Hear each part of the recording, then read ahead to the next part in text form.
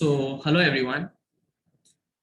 The context of today's video is not just devoted towards students, but towards everyone. It's a very pervasive topic. And as you can see, the title on the screen that I'm sharing, it's none other than the very relevant topic of money management.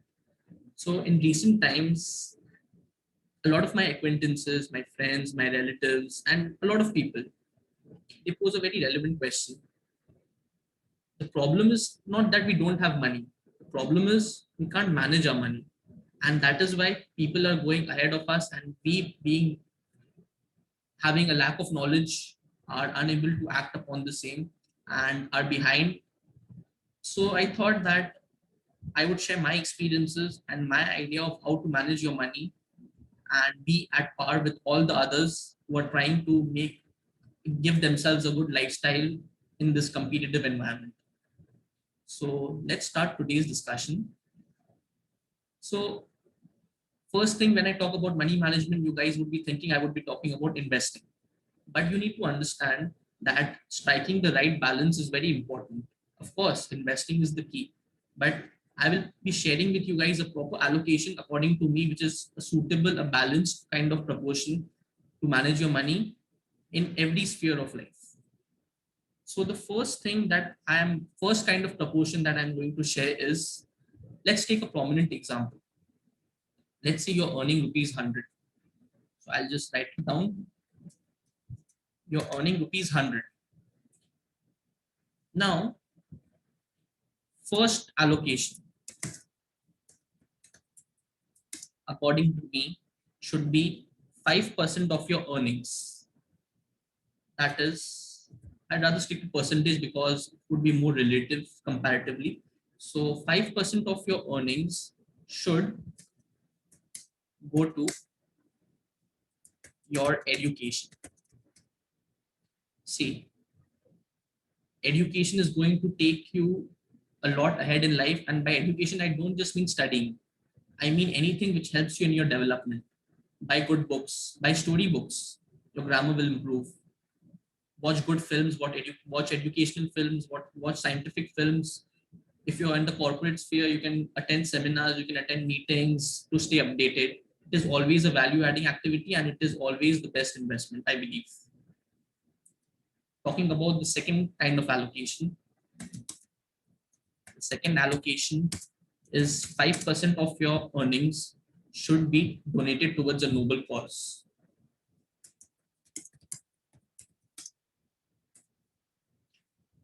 You guys are already aware of the prevalent situation all around us, what kind of a detrimental situation it is. And most of us are the privileged, rather comparative, not very privileged, but comparatively more privileged to what other people are. And we are, it's a fact.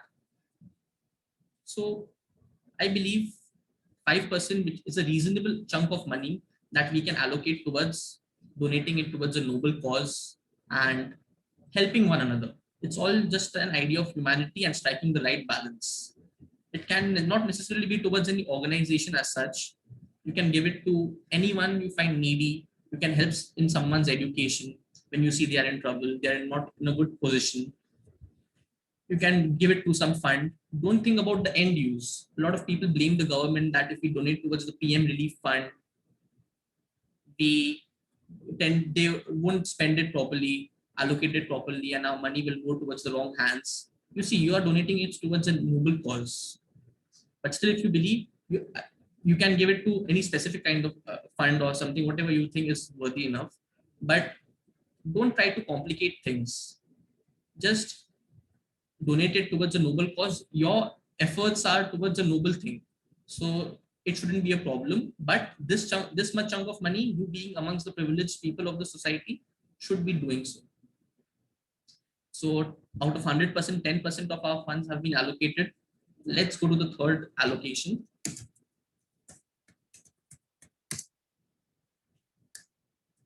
%5 should be kept aside for your luxury. You see, a lot of us are fond of different kind of things. I personally am fond of having meals at restaurants, and a lot of people are fond of watches, shoes, good clothes, whatever it is. It is a very subjective kind of thing.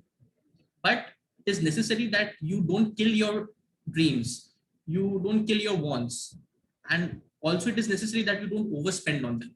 So I have allocated 5% towards that part.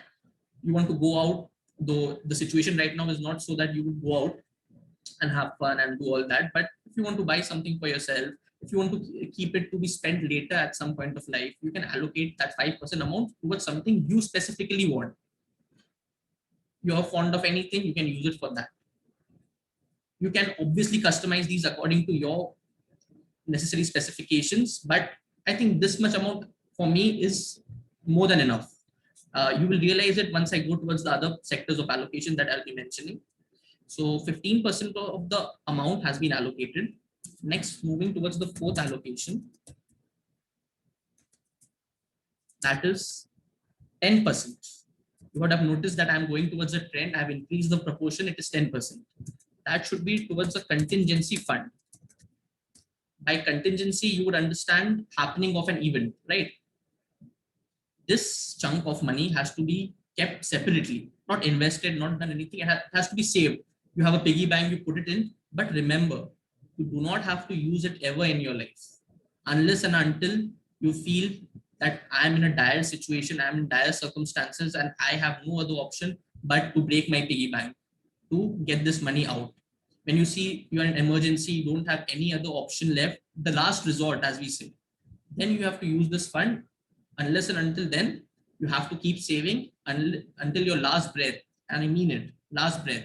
If you don't use it, someone in your family would be advantaged of it.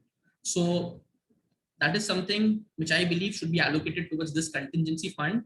Hindi में if I speak, हम लोग बोलते जब लगे कि sir के ऊपर पानी आ गया है, then we should use this amount. So 10% contingency fund should be a part of your proportion. Next is the fifth allocation.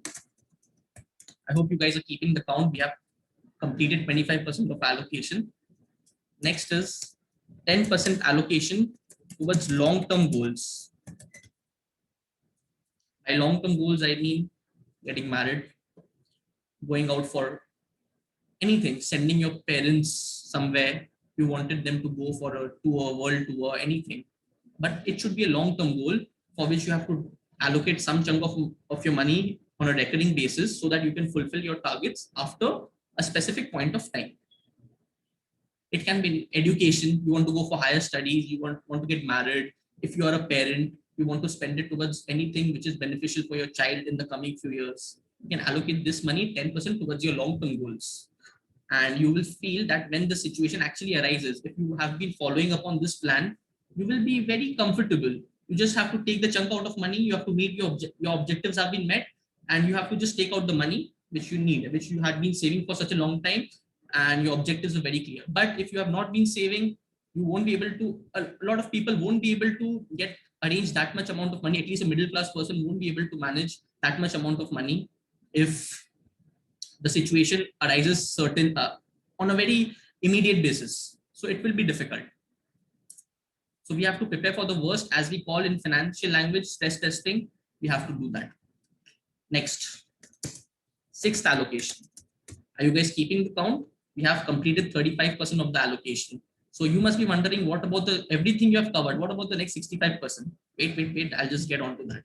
So next is, let's reach the half century. So for half century, we need to allocate 15% of our portfolio. And this is something you guys have been waiting for: investments. Investments is a very diversified field. There are a plethora of options available in front of you. It depends on your risk appetite, the amount of risk you're willing to take, the amount of funds you have, and the kind of person you are, basically. You have, just a second. You have mutual funds. You have shares. A lot of people do not want to invest in shares, and it's fine, completely fine. Go for mutual funds. Of course, jewelry.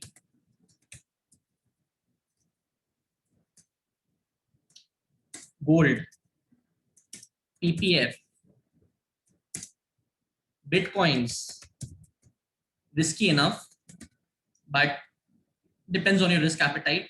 Cryptocurrency, there are a lot of options available in front. Fixed deposit, debentures, bonds, any other. I can name a few more, but it is going to take a lot of time. So let's just stick to these common sources. So of course, 15% of your earnings should be allocated. 15% of your earnings should be allocated towards investments. And because capital appreciation is the most prominent thing in finance, to manage your money, capital appreciation is the most important thing. Again, coming to Hindi, पैसा para para सड़ना नहीं चाहिए. I'm coming to Hindi quite often because, you know, finance is better explained in our own mother language. So I'm again and again sticking to Hindi. So, and it gives you a sense of, you know, connect. That is why I'm using Hindi in between. So 15% investment. And the best part about investments is if you're doing it for long term, it will grow. And what then you can do is withdraw a chunk of money, and then you see that 5 times of early allocation that I discussed about, you can allocate it there. And again, start investments. Again, allocate it there. Again, start investments. You can probably increase the proportion. You can increase your spending in luxury items, in your long-term goals, in your contingency fund, which is more important for you because your money is growing. And no doubt, everybody of us is aware of the quote, compound interest is the eighth wonder of the world. Those who know it, earn it, and those who don't know it, pay it. A lot of you must have heard this quote. So better act upon it.